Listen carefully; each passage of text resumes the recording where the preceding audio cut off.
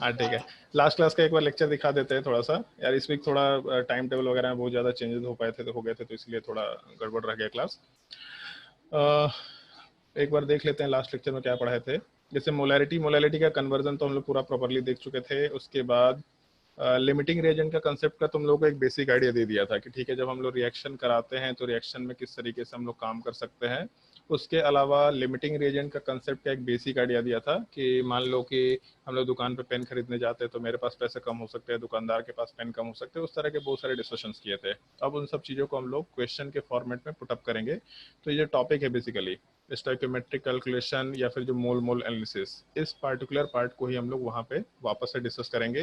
Questions के format में ही discuss करना शुरू करेंगे और तुम लोगों को क्वेश्चंस फटाफट सॉल्व करते चले जाना है। मजा आएगा क्वेश्चन सॉल्व करके इस चीज़ का, तो थोड़ा ध्यान रखना। चलो क्वेश्चन वाले पार्ट पे आते हैं। जैसे एक बार हम थोड़ा सा इसका बेसिक कंसेप्ट फिर से रिपीट करा देते हैं। हम लोग क्वेश्चंस करते वक्त किन किन चीज़ों का ध्यान रखना होगा और उसमें क्या क्या टर्म्स को हम लोग डिस्कस कर रखे होते हैं बेसिकली। जैसे मान लो कि अगर हम लोग स्टोइकोमेट्रिक कैलकुलेशंस की बात करते हैं तो कोई भी एक जनरल इक्वेशन अगर दे रखा, मान लो ऐसा दे रखा रिएक्शन वाले पार्ट में कि हम लोग के पास एक मिनट ऐसा मेंशन कर रखा कि कोई भी एक जनरल रिएक्शन है ए प्लस बी प्रोडक्ट वाले पार्ट में सी प्लस डी का फॉर्मेशन हो रहा है, ऐसा हम लोग बोल के चल रहे हैं। तो इस केस में ये जो स्मॉल ए, स्मॉल बी, स्मॉल सी और स्मॉल डी वाला पार्ट है, इन चीज़ों को हम लोग स्टोइकोमेट्रिक कोफिशिएंट बोलते हैं और इसीलिए भी हम लोग यहाँ पे टर्म स्टोइकोमेट्रिक कैलकुलेशंस आराम से मेंशन करते हुए चल रहे हैं। तो इस केस में जो इस पूरे रिएक्शन में, एक जनरलाइज रिएक्शन में, ये दो रिएक्टेंट है, दो प्रोडक्ट है, रिएक्टेंट वाले पार्ट के बैलेंसिंग के टाइम पे रिएक्टेंट ए का स्टोइकोमेट्रिक कोफिशिएंट ए के बराबर है, रिएक्टेंट बी वाले पार्ट का स्टोइकोमेट्रिक कोफिशिएंट स्मॉल बी के बराबर है, रिएक्टेंट सी वाले पार्ट का स्टोइकोमेट्रिक कोफिशिएंट स्मॉल सी के बराबर है और रिएक्टेंट डी का स्टोइकोमेट्रिक कोफिशिएंट स्मॉल डी के बराबर है। तो इस केस में इन जनरल हम लोग स्टोइकोमेट्रिक कैलकुलेशन करते वक्त ऐसा मेंशन करते हैं, number of moles of A by stoichiometric coefficient of A will be equal to number of moles of B by stoichiometric coefficient of B will be equal to number of moles of C divided by stoichiometric coefficient of C will be equal to number of moles of D divided by stoichiometric coefficient of D। ये term हम लोग लेके चलते हैं जिससे question को mathematically solve कर सकते हैं। बट फिर भी हम ये सजेशन देंगे कि तुम लोग इस मैथमेटिकल एक्सप्रेशन से काम मत करने की कोशिश करना, यूनिटरी मेथड से काम करना है। यूनिटरी मेथड से काम करने का मतलब है, लैंग्वेज के टर्म में ऐसा बोल सकते थे, रिएक्टेंट ए का ए मोल्स, ए वाला पार्ट कोफिशिएंट है तो रिएक्टेंट ए वाले पार्ट का ए मोल्स रिएक्टेंट बी के हमेशा बी मोल से रिएक्शन करेगा, या फिर ए मॉलिक्यूल हमेशा बी मॉलिक्यूल के साथ रिएक्शन करेगा। बेसिकली रिएक्शन जो है वो हमेशा इस रेशियो में चलेगा। अगर ए मोल लेंगे तो बी मोल्स का रिएक्शन बी वाले पार्ट के लिए होगा। अगर 2a मोल्स लेते तो यहाँ वाले पार्ट में 2b मोल निकल के आता, अगर 3a मोल्स लेते तो यहाँ वाले पार्ट में 3b मोल्स निकल के आता। ये मोलर रेशियो अपना मेंटेन होना चाहिए और बोलने का लैंग्वेज हमेशा ऐसा ही होता है। ए वाले पार्ट का ए मोल्स बी वाले पार्ट के बी मोल्स के साथ रिएक्शन करके प्रोडक्ट में सी का फॉर्मेशन कराएगा सी मोल्स के बराबर और डी का फॉर्मेशन कराएगा डी के बराबर। ये हमेशा बोलने का लैंग्वेज होगा, जिसको हम लोग जैसे जनरलाइज इक्वेशन में बोलते हुए थोड़ा डिफिकल्टी भी फील होता है, बट जब हम लोग क्वेश्चन के फॉर्मेट में काम करेंगे तो आराम से लैंग्वेज में पुटअप कर सकते हैं। लेकिन ये रिलेशन वाले पार्ट का ध्यान रखना, जहाँ पे एन ए वाले पार्ट का मतलब हो गया number of moles of A, N B वाले पार्ट का मतलब हो गया number of moles of B, N C वाले पार्ट का मतलब हो गया number of moles of C और एन डी वाले पार्ट का मतलब हो गया number of moles of D. और उसके अलावा ये पार्ट भी ध्यान रखना है अपने को कि ए, बी, सी और डी वाले पार्ट क्या थे। ए वाला part stoichiometric coefficient of reactant A, B वाला part stoichiometric coefficient of reactant B, C वाला part stoichiometric coefficient of reactant C, D वाला part stoichiometric coefficient of reactant D. आराम से मेंशन करके काम कर सकते हैं। तो जब भी क्वेश्चन सॉल्व करना होगा तो हम लोग इस रिलेशन के बेसिस पे आराम से काम कर सकते हैं। जैसे मान लो सवाल ऐसा देगा कि हम लोगों को ये निकालना है कि ए वाले पार्ट के कितने मोल्स के साथ बी वाले पार्ट का कितना मोल रिएक्ट करेगा। तो हम लोग केवल इतने पार्ट को रिएक्शन के लिए आराम से यूज़ कर सकते हैं। मतलब number of moles of A by A will be equal to number of moles of B by B. वहाँ से ए और बी इन दोनों रिएक्टेंट में रिलेशन निकल के आ जाएगा। मान लो सवाल में ऐसा दिया कि हम लोग ए का 10 मोल लेके चल रहे हैं, तो सी वाले पार्ट का कितना मोल बनेगा। तो ए और सी से रिलेशन अगर निकालना है तो हम लोग इस नंबर ऑफ मोल्स ऑफ ए वाले पार्ट को इस नंबर ऑफ मोल्स ऑफ सी वाले पार्ट से इक्वेट करके आराम से क्वेश्चन सॉल्व कर सकते हैं। तो वहाँ से रिएक्टेंट ए से सी को या प्रोडक्ट सी वाले पार्ट को ए से रिलेट कर सकते हैं।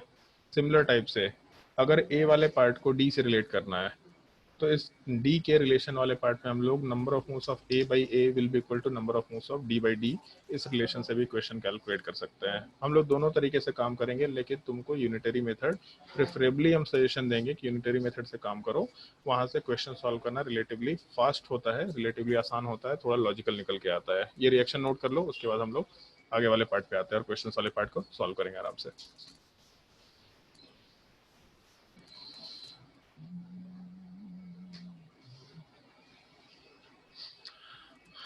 ऋषभ, तुम्हारा पहला क्लास है आज।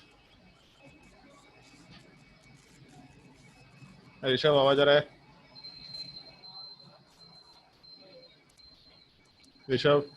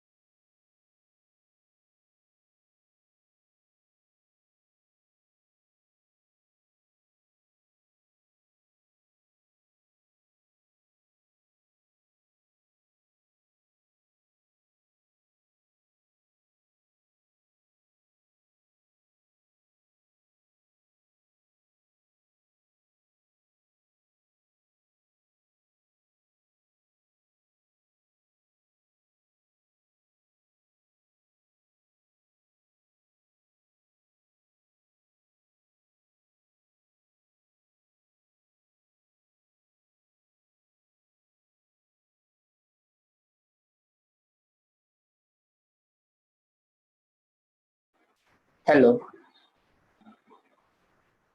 हाँ हेलो। नोट कर लिया तो आगे नोट करते जाओ।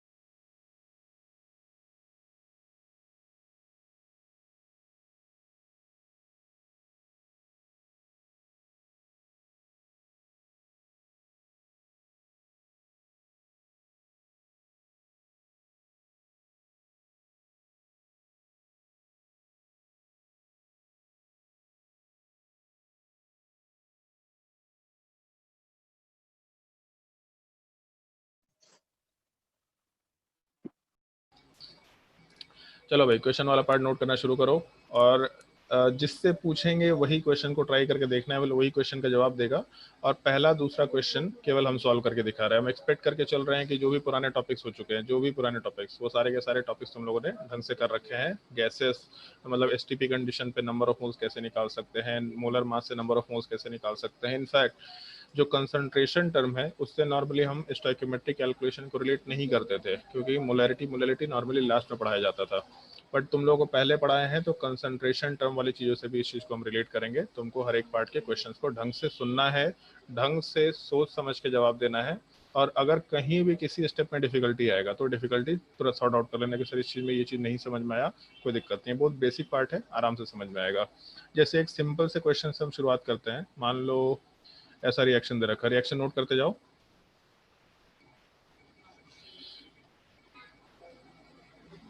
और एक चीज़ का ध्यान रखना, ये बाय डिफ़ॉल्ट एक रूल है, अगर इक्वेशन बैलेंस नहीं दे रखा तो सिंपलेस्ट होल नंबर रेशियो में उसको बैलेंस करके काम करना। सिंपलेस्ट होल नंबर रेशियो में बैलेंस नहीं भी करेंगे तो कोई दिक्कत नहीं है, बट अगर रिएक्शन बैलेंस्ड नहीं दे रखा तो पहला काम रिएक्शन को बैलेंस करो, उसके बाद ही कुछ आगे का फॉर्मेशन करना है तुम लोगों को। क्वेश्चन नोट करो। Find the number of moles of NH3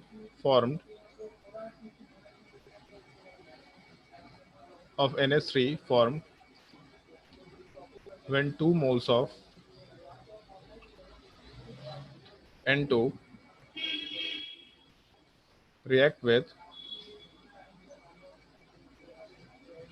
6 moles of H2। सारे गैसेस फॉर्म में है, उसका फिजिकल स्टेट हम मेंशन नहीं कर रहे हैं। when 2 moles of N2 reacts with 6 moles of H2। किसी को आंसर मालूम है तो भी कोई दिक्कत नहीं है, पहला क्वेश्चन है, हम खुद एक्सप्लेन करेंगे। क्वेश्चन नोट करो केवल।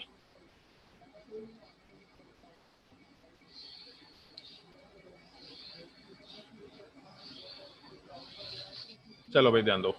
जैसे सबसे पहले पार्ट में ऐसा दे रखा, मतलब क्वेश्चन वाले पार्ट में, कि हम लोग का नंबर ऑफ मोल्स वाला पार्ट तो दे रखा है, क्वेश्चन वाले पार्ट में हम लोग का रिएक्शन भी दे रखा है। N2 वाला पार्ट H2 के साथ कंबाइन करके NH3 का फॉर्मेशन कराएगा, ठीक है।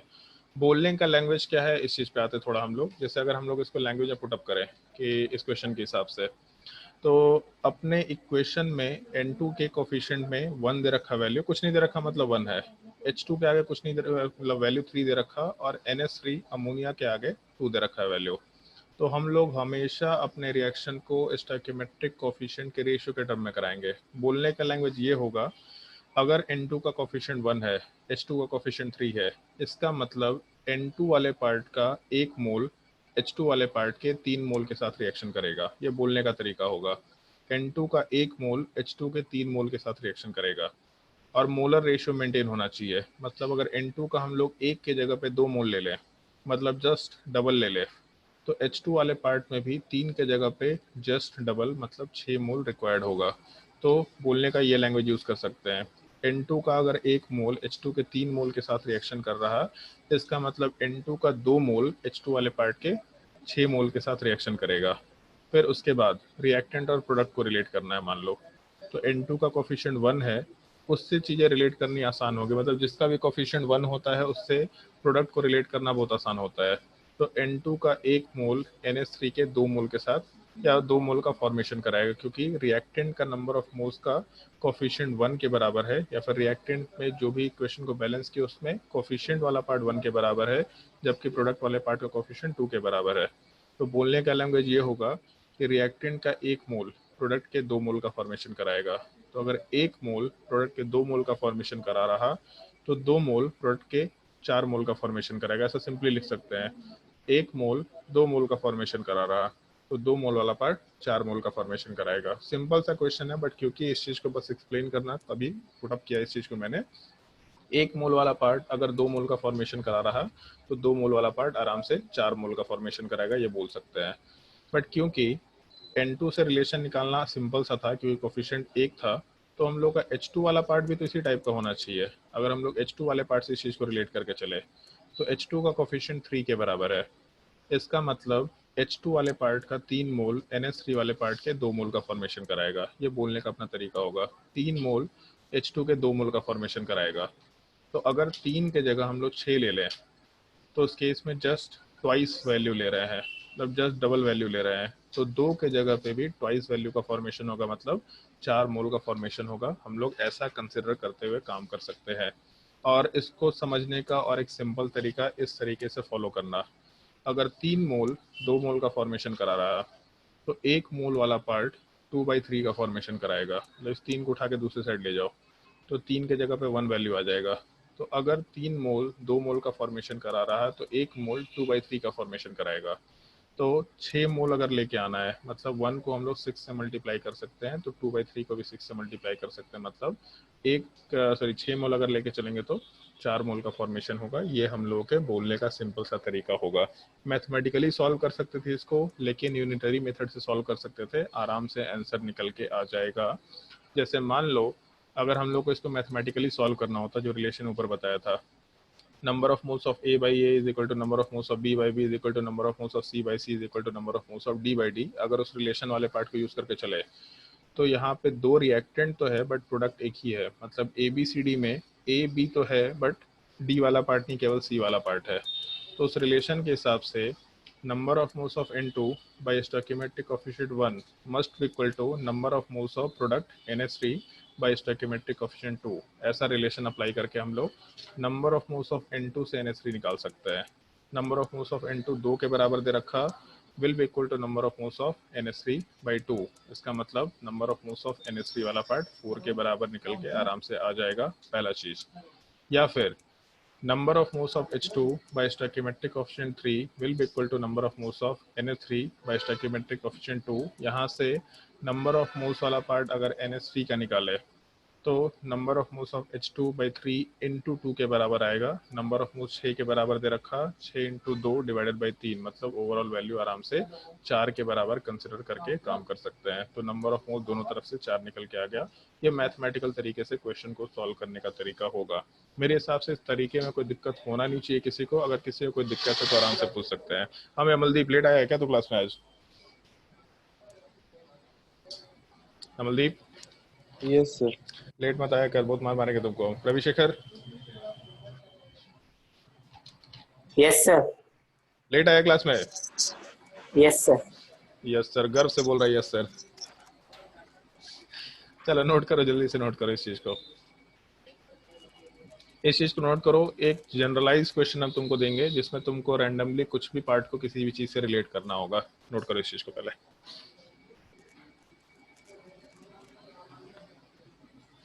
और क्वेश्चन में अगर कहीं पे किसी को भी कोई भी डाउट होगा तो आराम से पूछ लेना, परेशानी होने की जरूरत नहीं होनी चाहिए।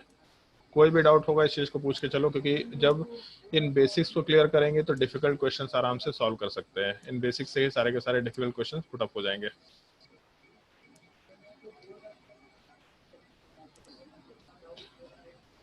क्वेश्चन कुछ इस टाइप का है, जैसे हम एक रिएक्शन लिख रखे होंगे, उस रिएक्शन में कोई भी पार्ट अननोन जो होगा वो तुमको निकालना है। जो भी पार्ट नोन देगा उससे सारे के सारे अननोन पार्ट को निकालने होंगे। या फिर find the number of moles of unknown component, मतलब जो भी कंपोनेंट के बारे में कुछ मेंशन नहीं किया होगा, ब्लैंक स्पेस होगा बेसिकली, उसके नंबर ऑफ मोल्स वाले पार्ट को निकालने हैं on the basis of stoichiometric coefficient. जैसे एक रिएक्शन दे रखा, उसके हिसाब से बात करते हैं हम लोग।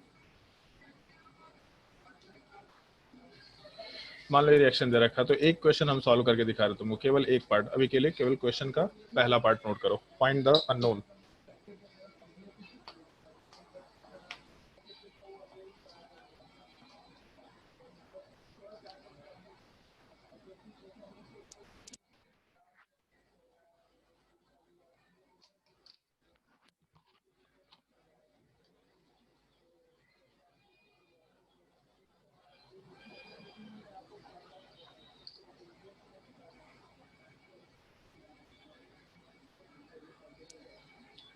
चलो ध्यान दो। जैसे अगर हम लोग अननोन वाले पार्ट की बात करते हैं तो इस केस में मान लेते हैं कि ऐसा मेंशन किया कि ए वाले पार्ट का 10 मोल गिवन है, ठीक है। या फिर ए वाले पार्ट को भी छोड़ते हैं, हम सी वाले पार्ट के 20 मोल को लेकर के चलते हैं, ठीक है। मतलब हम कैलकुलेशन में स्टार्ट ही यहाँ से करें कि सी वाले पार्ट का अपने पास 20 मोल है।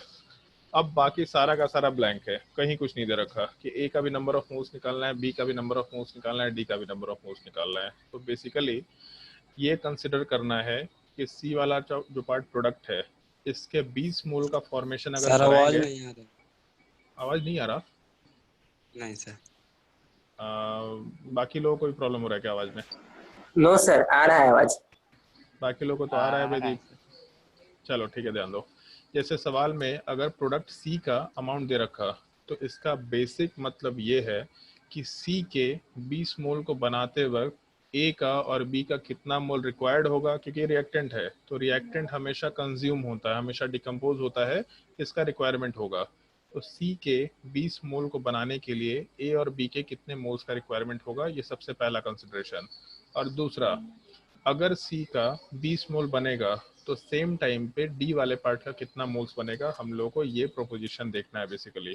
तो जैसे एक चीज देखो यहाँ पे, अगर हम लोग सी वाले पार्ट के हिसाब से बात करें तो सी के 4 मोल को बनाने के लिए, क्योंकि कोफिशिएंट 4 है, तो सी के 4 मोल को बनाने के लिए ए वाले पार्ट का 2 मोल चाहिए। मतलब कोफिशिएंट ए का अगर 2 है, सी वाले पार्ट का कोफिशिएंट 4 है, मतलब जस्ट डबल अमाउंट है। तो 2 मोल इसके 4 मोल बना रहा, या 4 मोल बनाने के लिए 2 मोल चाहिए, दोनों लैंग्वेज आराम से यूज कर सकते हैं। तो बी वाले पार्ट के हिसाब से अगर बात करें तो बी का कोफिशिएंट 1 के बराबर है, इसका मतलब बी वाले पार्ट का 1 मोल सी वाले पार्ट के 4 मोल का फॉर्मेशन कराएगा, ये बोल सकते हैं हम लोग। या फिर सी के 4 मोल को बनाने के लिए बी वाले पार्ट का 1 मोल चाहिए होगा, ये बोलने का लैंग्वेज हो सकता है। फिर उसके बाद सी और डी को जब रिलेट करेंगे तो कोफिशिएंट 4 एंड 5 है, मतलब सी का 4 मोल जब बनेगा तो डी वाले पार्ट का उस टाइम पे 5 मोल बनेगा। तब जब 4 मोल बनेगा तो उधर 5 मोल बनेगा, तो जैसे 4 मोल बना तो सामने 5 मोल बना, फिर वापस से 4 मोल बना तो सामने 5 मोल बना, मतलब टोटल अगर 8 मोल बना तो सामने वाले पार्ट में टोटल 10 मोल्स का फॉर्मेशन होगा बेसिकली। तो हम लोग ये रेशियो को मेंटेन करके क्वेश्चन को आराम से सॉल्व कर सकते हैं, और रिलेशन डायरेक्टली ऐसा देख सकते हैं। सी वाले पार्ट का कोफिशिएंट 4 था, बट यहाँ नंबर ऑफ मोल्स 20 है, तो यहाँ पे बेसिकली 5 का फैक्टर है।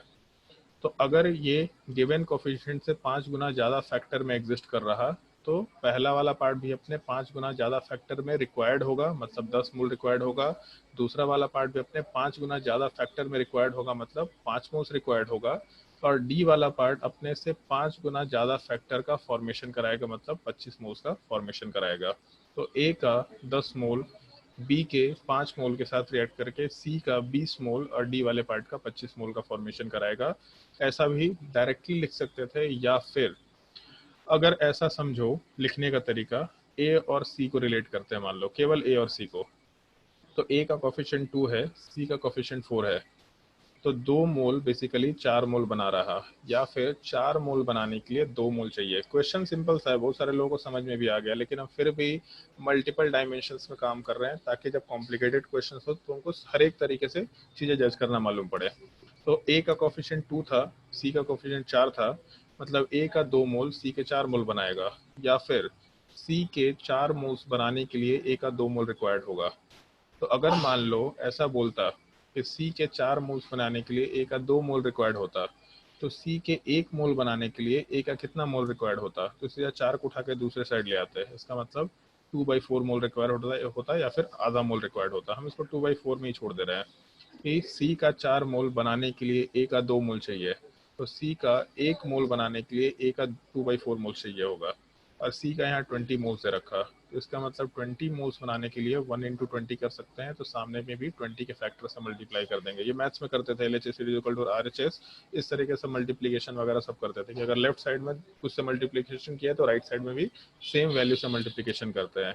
तो 1 मोल अगर 2/4 बना रहा, तो 20 से जब दोनों तरफ मल्टीप्लाई करेंगे, मतलब 20 मोल्स वाला पार्ट आराम से यहाँ पे 10 मोल्स को रिक्वायर करेगा, वही अपने आंसर निकल के आ रखा है। तो ये भी तरीका क्वेश्चन को सॉल्व करने के लिए यूज कर सकते हैं कि दोनों रिएक्टेंट्स के नंबर ऑफ मोल्स देखो, अब ये देखो कि किसका आंसर निकालना है। जिसका आंसर निकालना है उससे मतलब मत रखो, दूसरे वाले पार्ट के 1 मोल के रिस्पेक्ट में बात करो। जैसे सी का वैल्यू दे रखा था, तो जिसका वैल्यू दे रखा इसके रिस्पेक्ट में जब 1 मोल लेते तो हम लोग का क्या रिक्वायरमेंट होता, ऐसा कंसिडरेशन लेते हुए हम लोग आराम से काम कर सकते हैं और अपना क्वेश्चन सॉल्व होना शुरू हो जाएगा। तो इस केस में इस पूरे क्वेश्चन के जो पहले पार्ट में है, वहाँ पे अगर हम लोगों का वैल्यू 20 दे रखा था, तो 20 के हिसाब से अपना ए वाले पार्ट का रिक्वायरमेंट 10 मोल का हो जाएगा, बी वाले पार्ट का रिक्वायरमेंट 5 मोल का हो जाएगा, सी वाला पार्ट तो दे ही रखा था, और डी वाले पार्ट का रिक्वायरमेंट, सॉरी डी वाले पार्ट का जो वैल्यू बनेगा वो 25 मोल्स के बराबर निकल के आएगा, ऐसा हम लोग आराम से बोल सकते हैं। तो आगे के क्वेश्चंस तुमको इसी तरीके से खुद से सॉल्व करने हैं, ट्राई करके देखते जाओ क्वेश्चंस। अगर कोई डिफिकल्टी हुआ तो आराम से पूछ सकते हैं।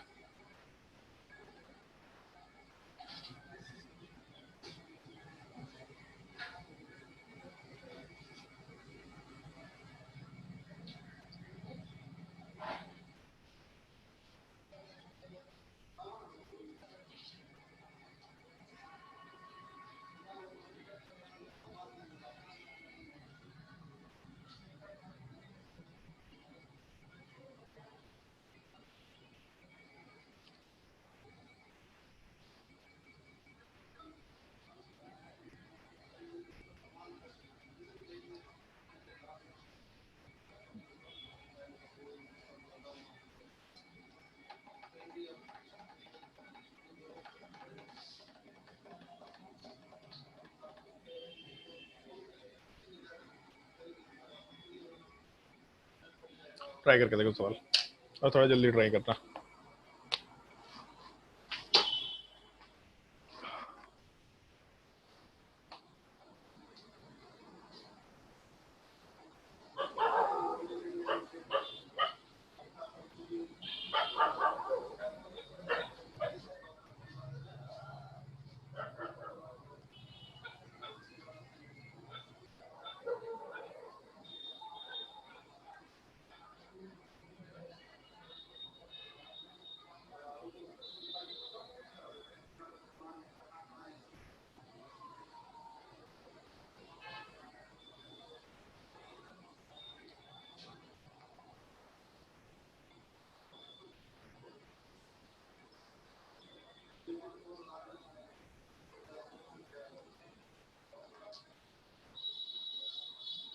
हो गया सर।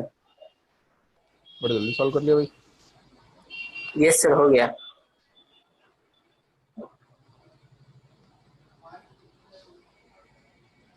चलो बाकी लोगों को ट्राई कर लेने दो, डिस्कशन शुरू करते हैं।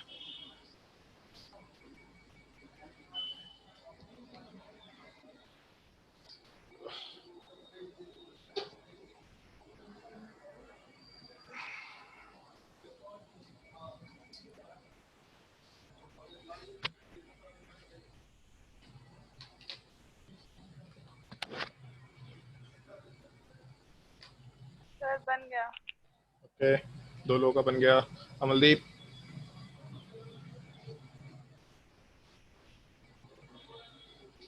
अमन,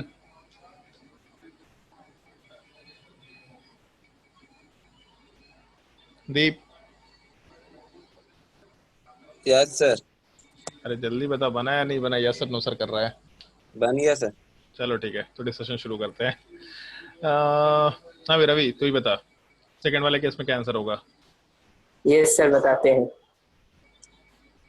20, हाँ 10, 10 तो दिया हुआ है। 40, 20, हाँ ठीक है, उसके बाद 10, 10 दिया हुआ है। 40, हाँ 50। ठीक है। अंशिका, 3 नंबर। सर 22 दिया हुआ है, उसके हाँ बाद 11, 11, फिर 44, 44, फिर 55। 55, उसके बाद अमन,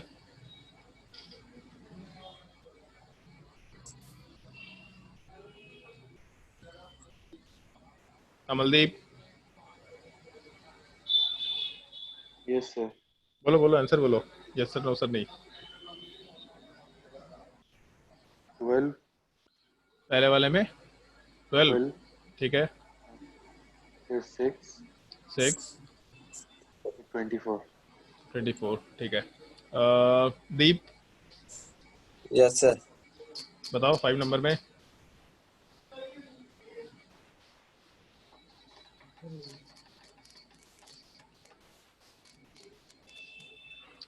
जल्दी बोलो भाई, इतना टाइम नहीं लगाने का है। 11, 11, 11, 6। 6, यस। पक्का? यस। 7 पॉइंट 6, 7 6 तो पॉइंट नहीं, 6 तो नहीं है यहाँ पे, गलत बोल रहा है। 7 पॉइंट 7.5। गलत है, और कुछ बताओ। सर 5.5 होगा ना? 5.5। अबे अमनदीप, जब तुमसे आंसर पूछते हैं तो तुम अपने आंसर में तो जवाब नहीं देता है। चलो तुम ही बताओ, इसका डी पार्ट क्या होगा?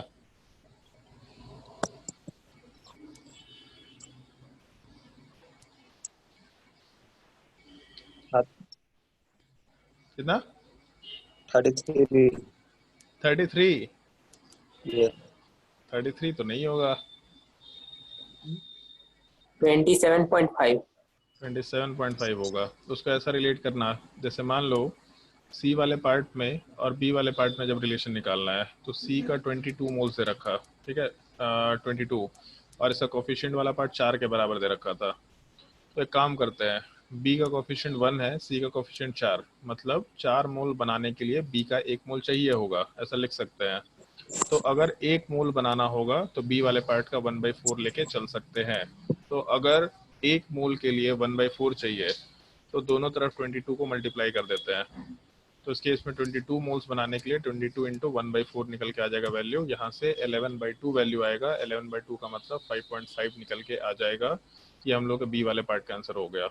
और उसके बाद जब सी और डी को रिलेट करेंगे तो सी वाले पार्ट में और डी वाले पार्ट में जब सी का 4 मोल बन रहा तो डी वाले पार्ट का 5 मोल बन रहा। तो जिसका वैल्यू गिवन है उसके 1 मोल के रिस्पेक्ट में बात करना। इसका मतलब अगर यहाँ पे वैल्यू 1 लाते तो डी वाले पार्ट में 5/4 वैल्यू होना चाहिए था। मतलब सी का 1 मोल बनाते जब तो डी का 5/4 मोल बनता। और सी का 22 मोल दे रखा है तो दोनों तरफ 22 से मल्टीप्लाई कर दो। तो 22 मोल वाला पार्ट 5/4 इंटू 22 मतलब अभी जस्ट कैलकुलेट किया था 5.5 इंटू 5 तो 25 और 2.5 मतलब 27.5 वैल्यू निकल के आ जाएगा डी वाले पार्ट में। 27.5 आंसर कंसिडर किया जा सकता है। समझ आया दीप? यस गलती नहीं होना चाहिए। हाँ भाई अमन अभी बताएगा आंसर कि फिर गायब हो जाएगा?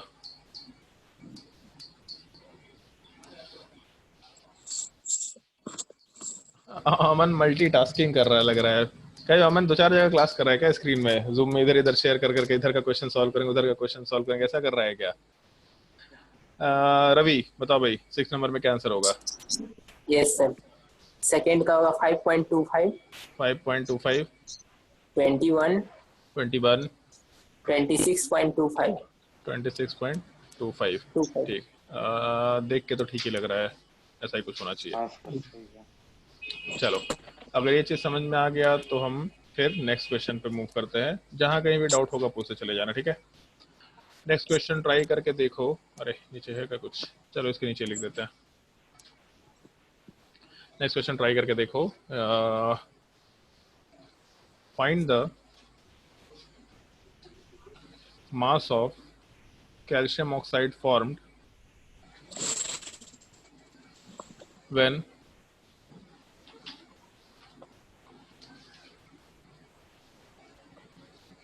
First part 200 gram of calcium carbonate is heated. Try करो, पहले फर्स्ट पार्ट ट्राई करो फिर सेकंड पार्ट पे आएंगे। When 200 gram of calcium carbonate is heated.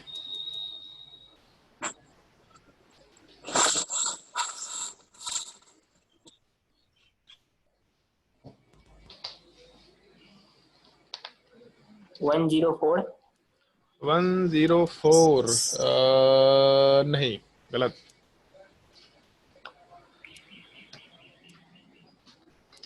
112। 112 ठीक है। पहला तो ये चीज रिएक्शन क्लास 10th में पढ़ा है तो हम रिएक्शन इसलिए जानबूझ के लिखे नहीं है। इतना याद होना चाहिए तुम लोग को। डिकम्पोजिशन रिएक्शन में पढ़ा था सबसे पहले टॉपिक में जब हम लोग थर्मल डिकम्पोजिशन कराते हैं तब। तो कैल्शियम कार्बोनेट को जब हम लोग हीट करेंगे तो प्रोडक्ट वाले पार्ट में कैल्शियम ऑक्साइड प्लस CO2 का फॉर्मेशन होगा, ऐसा लिख सकते हैं। कैलकुलेशन हमेशा हम लोग नंबर ऑफ मोल्स के टर्म में करेंगे इक्वेशन को बैलेंस करने के बाद, कभी भी मास के टर्म में काम नहीं करेंगे। तो कैल्शियम का एक एटम, इधर भी कैल्शियम का एक एटम, कार्बन का एक एटम, ऑक्सीजन का 3 एटम, मतलब इक्वेशन बैलेंस्ड है तो आगे पीछे सोचने की जरूरत नहीं है अपने को। पहला चीज, अगर मान लो अब नंबर ऑफ मोल्स के टर्म में काम करना शुरू करें तो नंबर ऑफ मोल्स अगर हम लोग कैल्शियम कार्बोनेट का निकालेंगे तो फॉर्मूला होता है number of moles is equal to weight upon molar mass. Weight कितना दे रखा है? 200 ग्राम के बराबर। कैल्शियम का मास नंबर होता है 40, कार्बन वाले पार्ट का 12, ऑक्सीजन का 48 हो जाएगा। तो 48 प्लस 12 मतलब 60, 60 प्लस 40 मतलब 100, मोलर मास 100 निकल के आएगा। तो 200 बाई अगर हम लोग 100 करें तो यहाँ से नंबर ऑफ मोल्स निकल के आ जाएगा 2। और अगर मोल कंसेप्ट अप्लाई करें तो सवाल में पूछा है मास ऑफ कैल्शियम ऑक्साइड। तो कैल्शियम कार्बोनेट का नंबर ऑफ मोल्स मालूम है, स्टोइकियोमेट्रिक कोफिशिएंट मालूम है, कैल्शियम ऑक्साइड वाले पार्ट का मास और स्टोइकियोमेट्रिक कोफिशिएंट हम लोग को कैलकुलेट करना होगा। तो इस केस में अगर कैलकुलेशन करें हम लोग तो कोफिशिएंट में 1 दे रखा, इधर भी 1 दे रखा, मतलब 1 मोल बनाएगा। तो 2 मोल कितना बनाएगा? तो 2 मोल बनाएगा। 1:1 रेशियो चल रहा है, जितना मोल खत्म हुआ उतना मोल बना, तो जितना मोल खत्म होगा उतना ही मोल बन जाएगा। मतलब नंबर ऑफ मोल्स जो फॉर्म लिखेंगे आराम से हम लोग 2 के बराबर लिख सकते हैं। CO2 वाला पार्ट भी एग्जैक्टली वैसे ही बनेगा, नंबर ऑफ मोल्स 2 के बराबर बनेगा। बट सवाल में नंबर ऑफ मोल्स तो बोला नहीं है, सवाल में मास बोला है। तो अगर हम लोग यही फॉर्मूला यूज करके चले, number of moles is equal to weight upon molar mass, तो weight is equal to number of moles into molar mass. मतलब नंबर ऑफ मोल्स वाले पार्ट से जब वेट की बात करेंगे, weight of calcium oxide form, तो ये will be equal to number of moles into molar mass calcium oxide का। तो 40 प्लस 16 मतलब 56, उसके हिसाब से टोटल 112 ग्राम अपना वैल्यू निकल के आ जाना चाहिए। ये क्वेश्चन तो सिंपल सा है, इसमें मेरे हिसाब से कोई दिक्कत नहीं होना चाहिए। अगर कोई डाउट है तो पूछ सकते हैं, और अगर डाउट नहीं है तो नेक्स्ट क्वेश्चन पे मूव करते हैं। जल्दी बोलो, कोई डाउट है क्वेश्चन नंबर 1 में? चलो ओके। अगर डाउट नहीं है तो इसमें ऐसा मेंशन करते हैं, when 200 gram of 95% pure sample of calcium carbonate is taken. Same सवाल उसी में, find the mass of calcium oxide form when, अब यहाँ पे 200 gram of 95% pure sample of calcium carbonate is taken बोला है। पहले एक बार खुद से सोच के देखो कि सवाल क्या बोलना चाह रहा है, फिर उसके बाद हम तुम लोग को इस चीज को सॉल्व करके दिखाएंगे। अरे एक सेकेंड,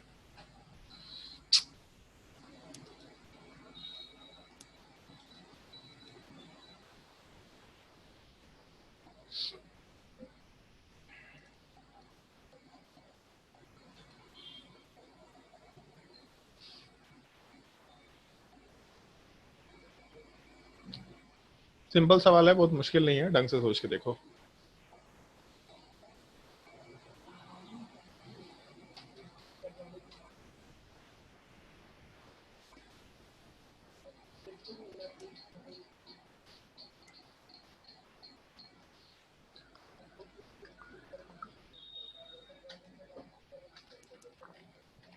सर 106.4। 100, 6.4। हाँ 106 पॉइंट। तेरी आवाज इतना धीरे क्यों आ रहा है आज? दूर से बात कर रही है क्या? No sir. ओके हाँ अभी ठीक आया। 106.4। चलो भाई एक का आंसर आ गया है, तो हम लोग डिस्कशन शुरू कर सकते हैं आराम से। 106.4 ग्राम, जैसे सवाल में ऐसा मेंशन किया है, 200 ग्राम तो दे रखा, बट 95% प्योर सैंपल है। इसका मतलब समझना, इस तरह का सवाल हमेशा रहता है, बट मोस्टली ये सवाल रिडॉक्स टाइट्रेशन में रहता है। जब हम लोग रिडॉक्स पढ़ेंगे तो उस तरीके की केस में बार बार ये चीज़ आएगा, इम्प्योर सैंपल, इतना प्योरिटी है, इतना इम्प्योरिटी है, बार बार आएगा ये चीज़।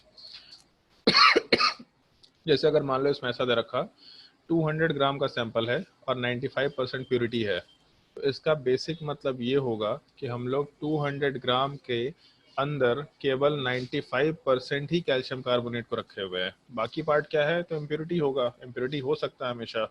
तो इस केस में हम लोगों को 200 ग्राम से मतलब नहीं होगा, बेसिकली उस सैंपल के अंदर जो 95% मास है, मतलब 200 ग्राम का 95%, that will be considered as weight of calcium carbonate, ऐसा हम लोग लेके चल सकते हैं।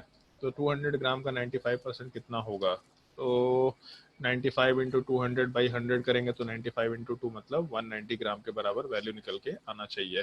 तो एक चीज़ मालूम पड़ गया, इस सैंपल तो 200 ग्राम का था, लेकिन एक्चुअल में कैल्शियम कार्बोनेट वाला पार्ट केवल उसमें 190 ग्राम के बराबर है।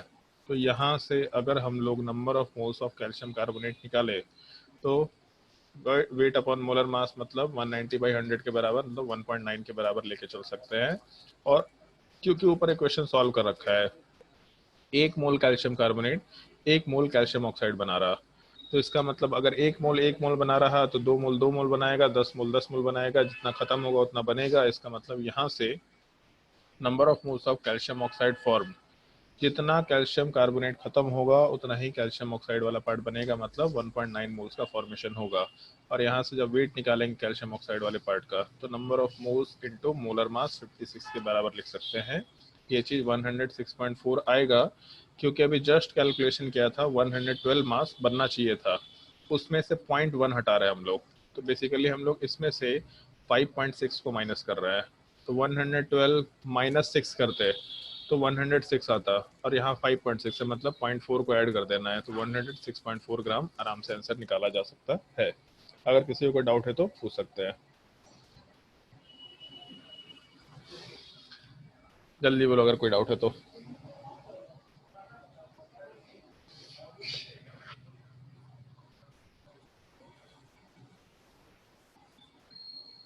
डाउट नहीं किसी को? चलो अगर डाउट नहीं है तो फिर नेक्स्ट क्वेश्चन पे मूव करते हैं। नेक्स्ट क्वेश्चन ऐसा ले सकते हैं, find the volume of H2 gas required and NH3 gas formed at STP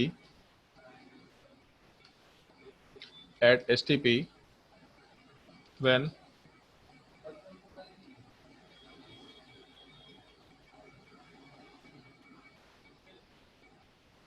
9 moles of, या 9 moles भी नहीं, एक सेकंड रुक जाओ, when 140 gram of N2 gas is reacted या is taken in the reaction लिख सकते हैं। 140 gram of N2 is taken in the reaction। Try करके देखो, रिएक्शन खुद से लिखना है, रिएक्शन को बैलेंस आउट खुद से करना है, उसके बाद आंसर वाले पार्ट पे आराम से कमेंट कर सकते हैं। अच्छा सवाल है, ढंग से सोच के देखो। और एसटीपी कंडीशन दिया तो नंबर ऑफ मोल्स को 22.4 लीटर से आराम से रिलेट कर सकते हैं। फटाफट बनाओ।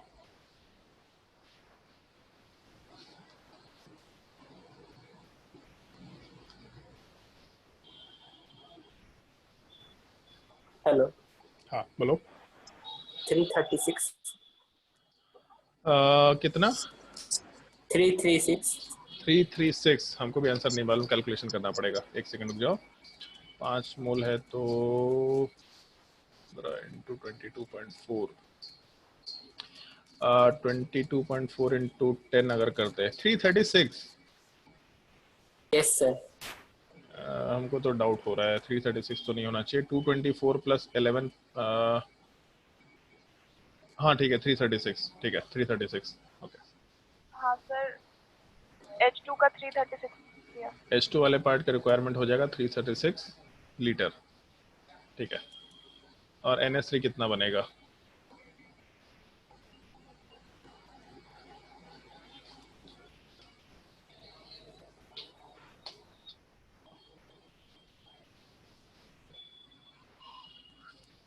NH3 के कितने मोल्स बनेंगे?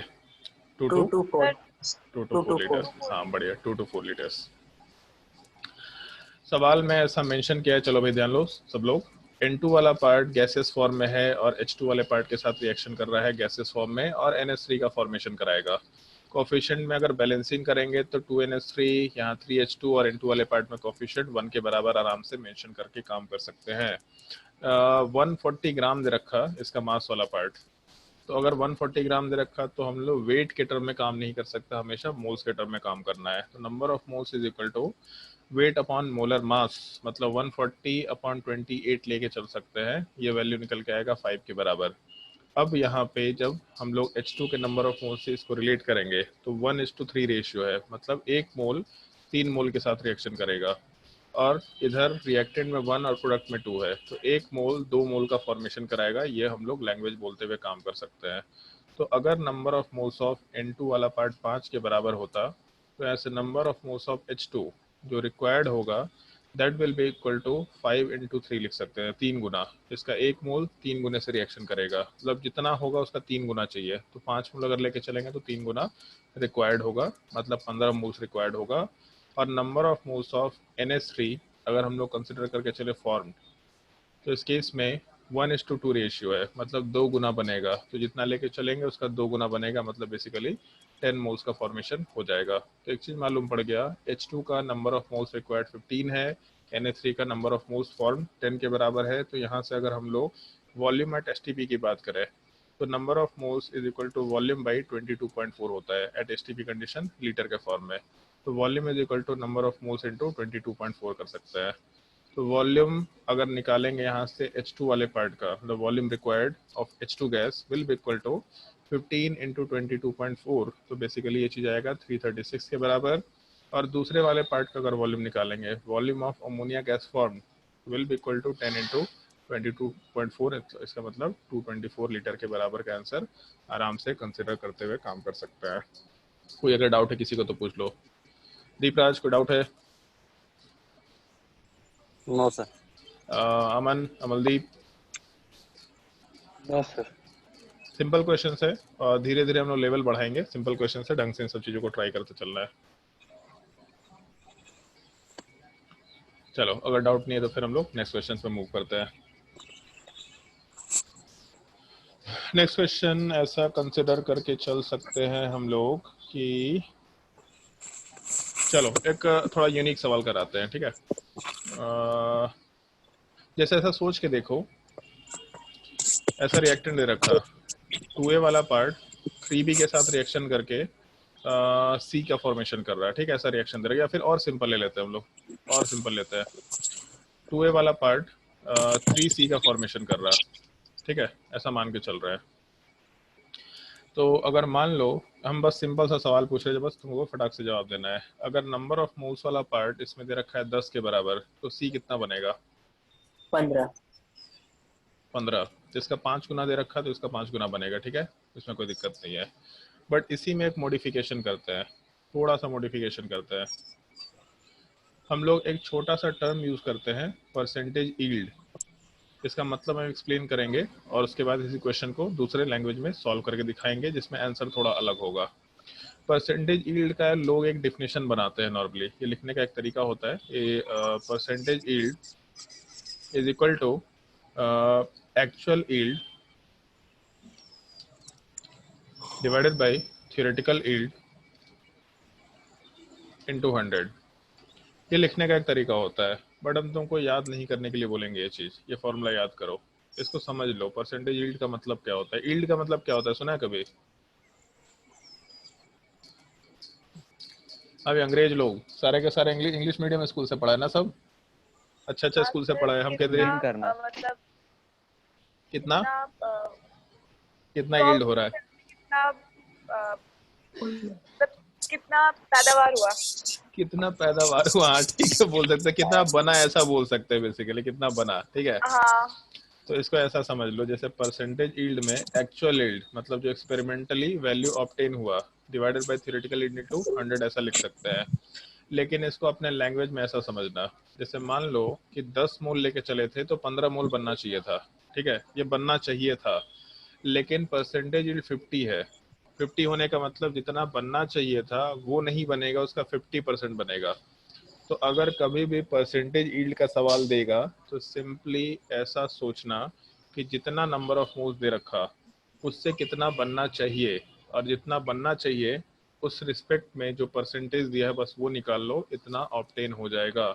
मतलब अगर 10 मोल देता और इसी सवाल में परसेंटेज यील्ड वाला पार्ट 50% के सॉरी 50% के बराबर देता, तो सी का नंबर ऑफ मोल्स कैसे निकालते? तो 10 मोल कितना बना सकता था? 15 बना सकता था। लेकिन परसेंटेज यील्ड अगर 50% है, मतलब 15 ना बना के उसका 50% बना पाएगा, मतलब बेसिकली 7.5 मोल्स का फॉर्मेशन करेगा।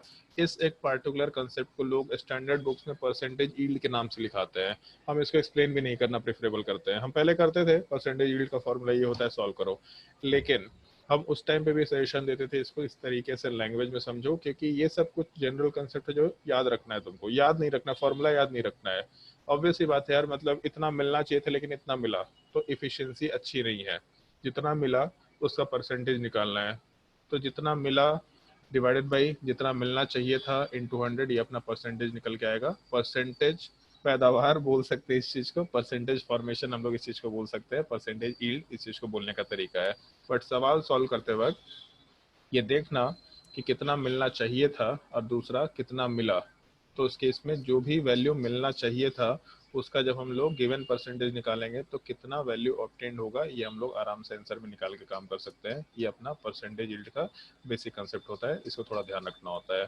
तो हम इस पार्ट में, जैसे इस पार्ट में अगर किसी को दिक्कत है तो पूछो, नहीं तो हम इसमें एक एक्स्ट्रा कंसेप्ट एडअप कर रहे हैं और फिर हम दोनों कंसेप्ट को मिक्सअप करके क्वेश्चन सॉल्व कराएंगे। अगर इस पार्ट में किसी को दिक्कत है तो पूछ सकते हैं, और अगर दिक्कत नहीं है तो हम एक छोटा सा इसमें पार्ट एडअप कर रहे हैं।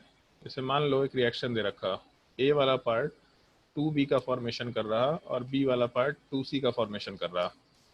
अगर इस क्वेश्चन के हिसाब से काम करें तो मान लेते हैं कि ए वाले पार्ट का 4 मोल दे रखा, तो जब भी कभी इस तरीके से रिएक्शन दे रखा होगा जहाँ पे दो रिएक्शंस एक ही साथ दे रखे होंगे, तो उसमें एक चीज दिख रहा कि ए के बाद बी वाला पार्ट प्रोडक्ट है, जबकि दूसरे रिएक्शन में बी वाला पार्ट रिएक्टेंट है। तो अगर कभी भी एक रिएक्शन का प्रोडक्ट दूसरे रिएक्शन का रिएक्टेंट होता है, तो इस पार्टिकुलर चीज को हम लोग नॉर्मली सीक्वेंशियल रिएक्शन बोल के काम किया करते हैं। मतलब बोलने का तरीका होता है सीक्वेंशियल रिएक्शन। एक रिएक्शन का product will be the reactant of the second reaction. तो इस केस में बस ध्यान एक चीज का रखना होता है, केवल कैलकुलेशन करते हैं, एक ही चीज का ध्यान रखना होता है कि जितना यहाँ प्रोडक्ट बनेगा, कोफिशिएंट से मतलब नहीं है, ये कोफिशिएंट वाले पार्ट से कोई लेना देना नहीं होगा। जैसे जब भी रिएक्शन कराते हैं तो उसमें ऐसा होता है, मान लो कि बड़े बड़े जो हम लोग ये बोलते हैं, मतलब जो इंडस्ट्रीज होते हैं, वहाँ पे सारे के सारे जो सब्सटेंसेस है, सारे के सारे जो कंपाउंड्स है, वो एक जगह नहीं बनते। उसके कंपोनेंट्स को बनाने के लिए हम लोग अलग अलग रिएक्शंस यूज करते हैं। तो नॉर्मली ऐसा हो सकता है एक बड़े से इंडस्ट्री में एक जगह पे हम लोग कार्बन का फॉर्मेशन कराए, एक जगह पे हम लोग ऑक्सीजन का फॉर्मेशन कराए, और फिर किसी तीसरे कंटेनर में बहुत ही बड़े से एपरेटस में इन दोनों को हम लोग एड अप करके आराम से CO2 का फॉर्मेशन कराए।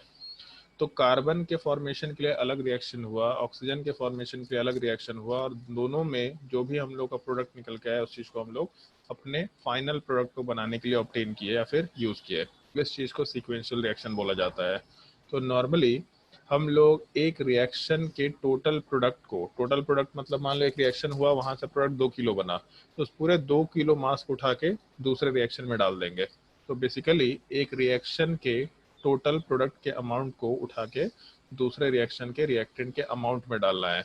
स्टोइकियोमेट्रिक कोफिशिएंट थ्योरेटिकल टर्म है, उससे कोई लेना देना नहीं होता, उससे केवल रिएक्शन किस रेशियो में होगा इस चीज को हम लोग डिटरमाइन करते हैं।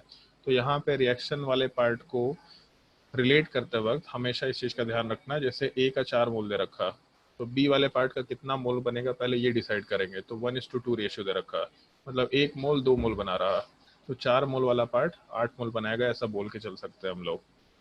अब इस 8 मोल को उठा के सीधा यहाँ पे डालो, तो फिर से बी का कोफिशिएंट 1 है और सी का कोफिशिएंट 2 है, मतलब 1 मोल 2 बनाएगा, 2 मोल 4 बनाएगा, जितना लेंगे उसका डबल बनेगा। मतलब अगर 8 मोल लेके चलेंगे तो यहाँ 16 मोल का फॉर्मेशन होगा। मतलब बेसिकली अगर ये सवाल दे रखा होता सीक्वेंशियल रिएक्शन का A से 2B, B से 2C, और ये पूछता कि अगर A वाले पार्ट का 4 मोल्स लेके चले तब उस केस में C का कितना मोल बनता, तो उस केस में C वाले पार्ट का 16 मोल बनता। ये एक सीक्वेंशियल रिएक्शन का छोटा सा पार्ट होता है जिसको हम लोग को सीख के रखना होता है। तो इस केस में अगर कोई दिक्कत होगा तो पूछो, नहीं होगा तो एक क्वेश्चन खुद से सॉल्व करो, और उसके बाद हम परसेंटेज यील्ड को और इस पार्ट को आपस में रिलेट करके क्वेश्चन सॉल्व कराएंगे। कहीं पे भी दिक्कत होगा तो फटाफट पूछते चले जाना। और हम तुमको थोड़ा बड़ा सवाल दे रहे हैं इसमें।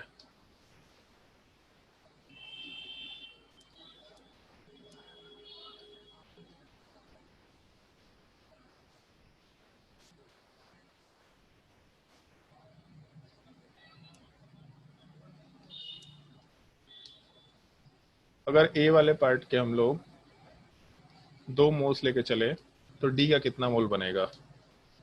Find the number of moles of D. Find the number of moles of D. अगर ए का 2 मोल लेके चलते हैं तो 8 8 पक्का? Yes sir. 2 से 1 से 3 बन रहा तो 2 से 6 बनेगा, 6 से 12 बनेगा, और 4 इंटू 2 8 बनेगा। हाँ ठीक है, 8 बन जाएगा। ओके, हाँ भाई 8 सबको समझ में आया कि किसी को कोई दिक्कत है? जल्दी बताओ। दीप, अमनदीप? समझ में आ गया। ओके चलो, तो हम इसमें एक छोटा सा मॉडिफिकेशन करते हैं, ठीक है? चलो एक और सवाल हम पूछते हैं इस बार थोड़ा। मान लो ये सवाल दे रखा, अरे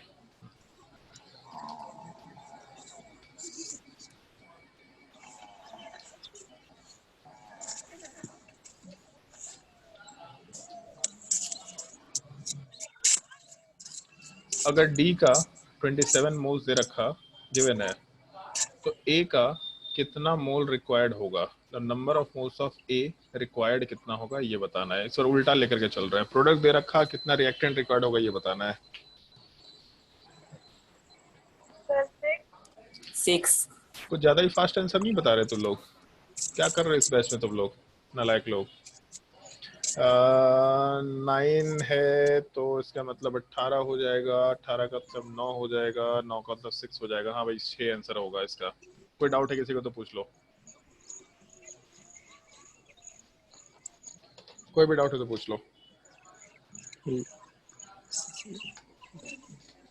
डाउट है तो पूछो, शर्माने की जरूरत नहीं है, चीजें डिफिकल्ट है थोड़ी, आराम से पूछ सकते हैं। दूसरे के आंसर से सोचना मत, दूसरे लोग बहुत हो सकते हैं तेज होंगे या पहले से पढ़ रखे होंगे इसलिए फटाफट आंसर दे रहे हैं। ऐसा नहीं है सर, चलो अच्छी आप बात है। अच्छे से पढ़ा रहे हैं इसलिए हो अबे रहा है। हम घटिया पढ़ाते हैं, हमको मालूम है। हम अच्छे से नहीं पढ़ाते, हम एक ही चीज जानते हैं, हम सारी चीजें पढ़ाते हैं। केवल हम अच्छा नहीं पढ़ाते, हम बस सिंपल तरीके से सारी चीजें तुम्हारे सामने रखेंगे। बाकी तुम्हारा समझना ना समझना तुम्हारा स्किल है। अगर समझ में आ गया मतलब बचपन में ठीक ठीक पढ़ाई किया होगा, नहीं समझ में आया मतलब 9-10 बहुत अय्याशी किया होगा तुम लोगों ने। सिंपल सी बात है, ठीक है। जल्दी बोलो भाई, किसी को कोई अगर कोई डाउट है तो पूछो। कोई डाउट नहीं आया किसी को? सही है भाई, बहुत तेज लोग बैठे हुए हैं। चलो ट्राई करके देखो, फटाफट रिएक्शन नोट करते जाओ।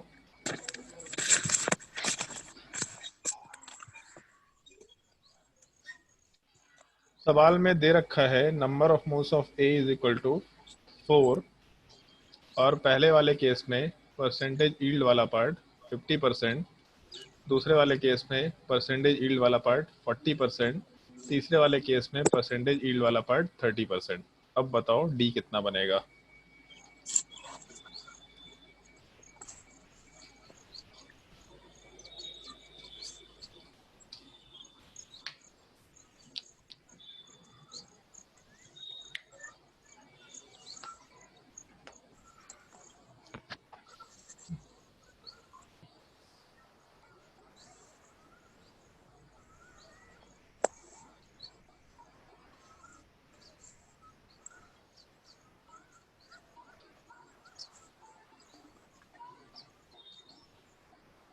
Three point six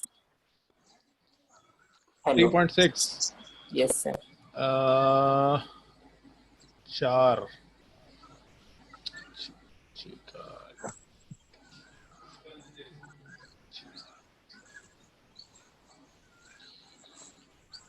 yes sir 3.6।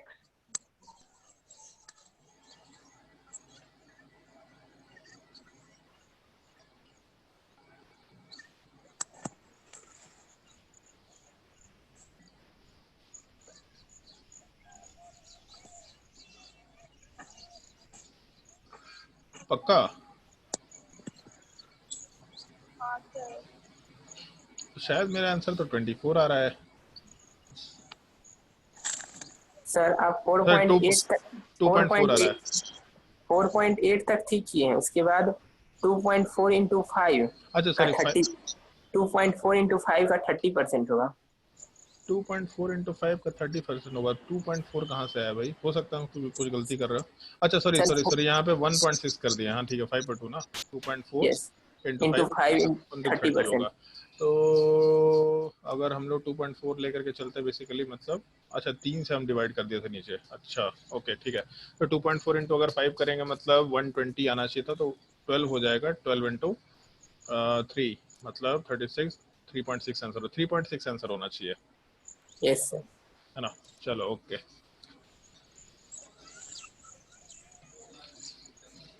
समझ में नहीं आया। समझ में नहीं है, चलो ठीक है, ध्यान दो। ये थोड़ा डिफिकल्ट सवाल है, ऑब्वियसली बात है, नहीं समझ में आना चाहिए था बहुत सारे लोगों को। जैसे सवाल में किसको समझ नहीं आया ये बता दो पहले, जिसको नहीं समझ में आया उसी से सवाल पूछेंगे आप। डीप रस। दीप, चलो एक सवाल का जवाब दो केवल हमको। अगर हम लोग ए का 4 मोल्स लेके चले, हम इसके नीचे लिख रहे हैं, तो बी का कितना मोल बनना चाहिए? इसको छोड़ दो, परसेंटेज यील्ड नहीं। अगर ए का 4 मोल लेके चलते तो बी का बनना कितना चाहिए था नॉर्मली, ये बताओ। 6। 6 बनना चाहिए था, लेकिन परसेंटेज यील्ड कितना दिया?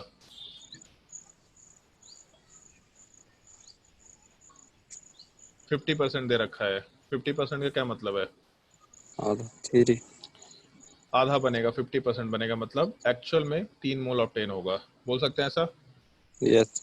तो यही 3 मोल जो बना उसको हम लोग दूसरे साइड यूज कर सकते हैं। जो बनेगा उसी को दूसरे साइड में पुट अप करना है, समझ आया?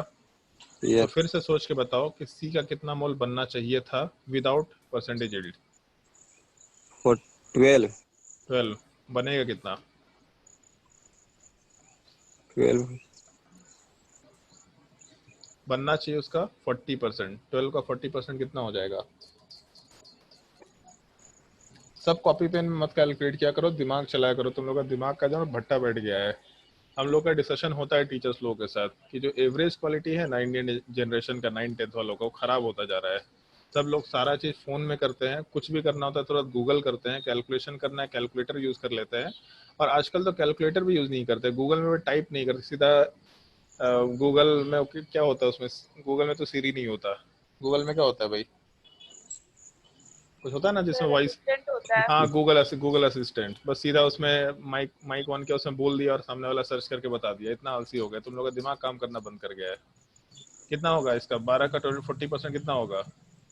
30 अरे 12 × 4 48 होता है। 48 तुम लोग को हिंदी का पहाड़ा आना चाहिए था। एकदम नालायक है तुम लोग। घर में दादाजी लोग होंगे ना, तुम लोगों से जाकर डंडा खाओ तुम लोग पहले।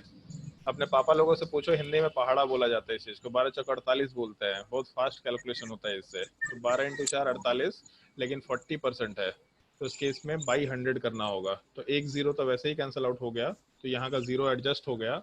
और 48 को 10 से डिवाइड करो, मतलब 4.8 अपना आंसर आएगा। तो इस केस में 12 मोल बनना चाहिए था, लेकिन बना कितना एक्चुअल में? 4.8 के बराबर। अब इस 4.8 को फिर से यहाँ ले लेंगे हम लोग। अब वापस से बताओ कि डी का अमाउंट कितना बनना चाहिए विदाउट परसेंटेज यील्ड, अगर यहाँ 4.8 मोल हुआ तो। जल्दी बताओ।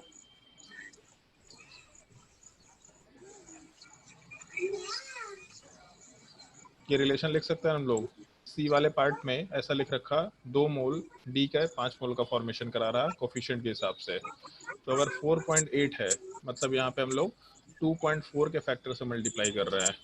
तो 5 वाले पार्ट को भी 2.4 के फैक्टर से मल्टीप्लाई करना पड़ेगा, मतलब 5 × 2.4 के बराबर नंबर ऑफ मूव्स बनेंगे।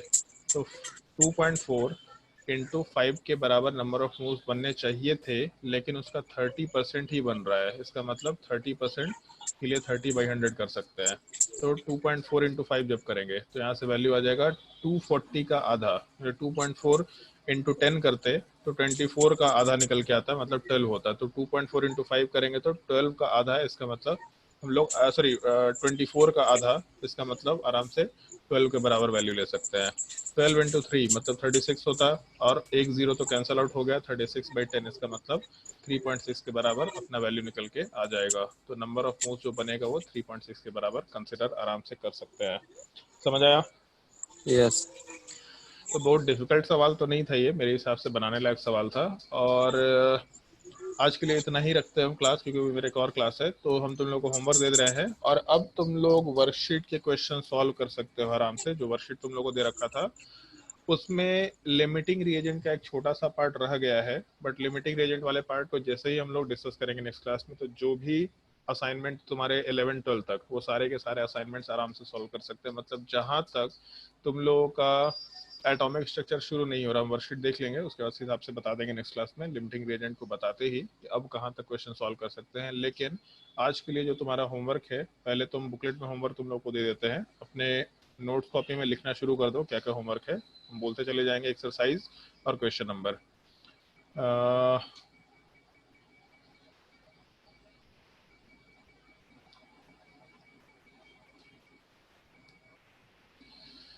बुकलेट में एक्सरसाइज 1 में, केवल एक्सरसाइज 1,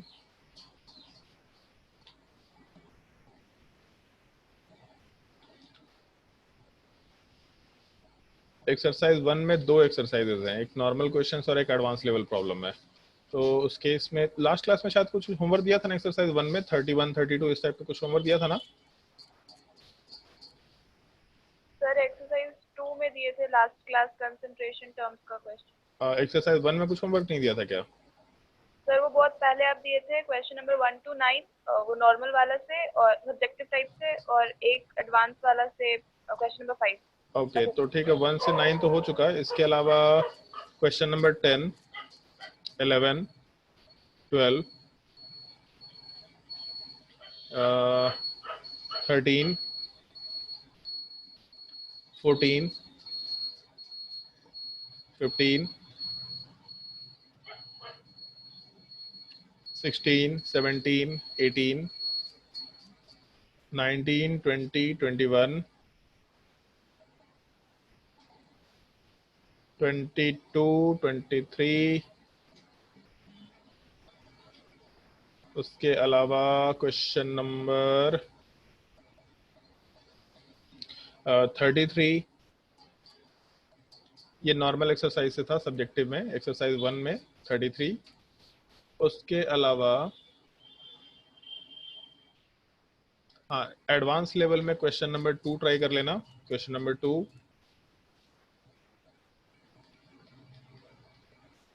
क्वेश्चन नंबर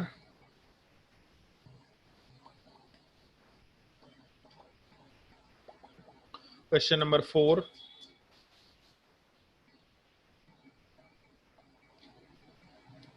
उसके अलावा अरे अच्छा, तुम लोग का स्क्रीन नहीं दिख रहा है क्या? दिख रहा है सर। ये नहीं दिख रहा ना, असाइनमेंट नहीं दिख रहा था ना? नहीं Okay. अब दिख रहा है। हाँ ठीक है ठीक है। उसके बाद क्वेश्चन नंबर, ये तो हो गया।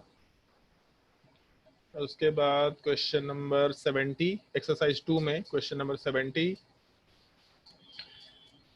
71 लिमिटिंग रिएजेंट का सवाल है, लेकिन बहुत सिंपल तरीके का सवाल है, so उसको सोच के देखना है। सो क्वेश्चन को देखना, आंसर देखना उसके हिसाब से। और एक और हम छोटा सा हिंट बोल रहे हैं, इस सवाल सॉल्व करते वक्त दोनों रिएजेंट के हिसाब से काम करना। दोनों रिएजेंट के हिसाब से काम करने का मतलब है ए और बी दोनों के हिसाब से काम करके प्रोडक्ट बनाने की कोशिश करना, ठीक है। क्वेश्चन नंबर 70, क्वेश्चन नंबर 71, उसके बाद क्वेश्चन नंबर 72, 73, 74, फिर उसके बाद 75, 76,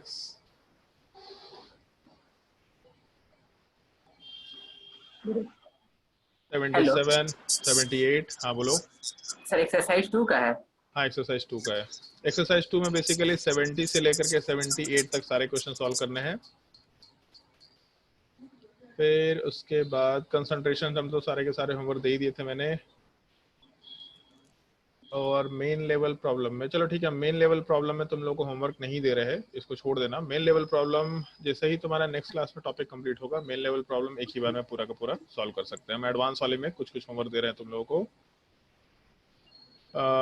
एडवांस वाले में क्वेश्चन नंबर एक्सरसाइज 4 में question number 1, question number 2, question number 3 और क्वेश्चन नंबर 8 ट्राई करके देखना। क्वेश्चन नंबर 8 बहुत अच्छा सवाल है, अच्छे से ट्राई करके देखना इस चीज़ को। अच्छा हाँ, ये भी क्वेश्चन नंबर 7, इन सब क्वेश्चंस को ट्राई करके देखना।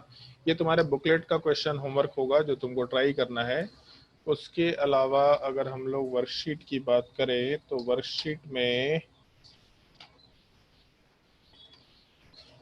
वर्कशीट तो बहुत सारे अपलोड हो चुके हैं तुम लोगों के लिए, तो उसमें से जो जो वर्कशीट बनाने लायक है वो हम बता दे रहे हैं।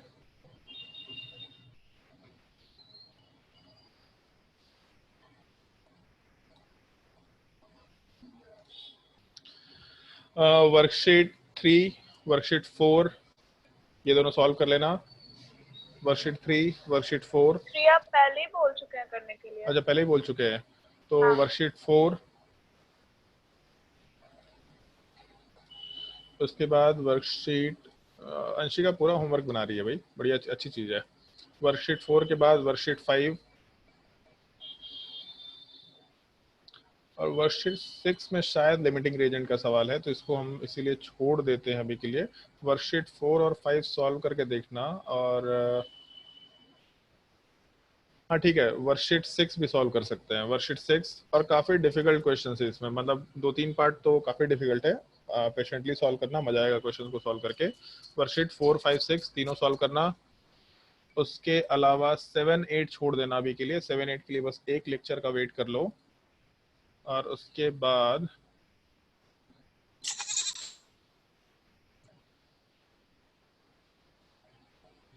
वर्कशीट नंबर 9 सॉल्व कर सकते हैं। सवाल मोलैरिटी का है, बट उसको नंबर ऑफ मूव्स में रिलेट करके क्वेश्चन सॉल्व किया जा सकता है, तो वर्कशीट 9 को ट्राई करके देख लेना। तो ये सारे होमवर्क सब ट्राई कर सकते हैं, आराम से क्वेश्चन ट्राई करो, जिसको भी डिफिकल्टी होगा डाउट सेशन में आराम से पूछ सकते हो इस चीज़ को, ठीक है। चलो नेक्स्ट क्लास में कंटिन्यू करते हैं, आज के लिए इतना ही। अगर किसी को कोई डाउट है तो आराम से पूछ सकते हैं। चलो ठीक है, नेक्स्ट क्लास में कंटिन्यू करते हैं, आज का क्लास एंड करते हैं। Okay sir.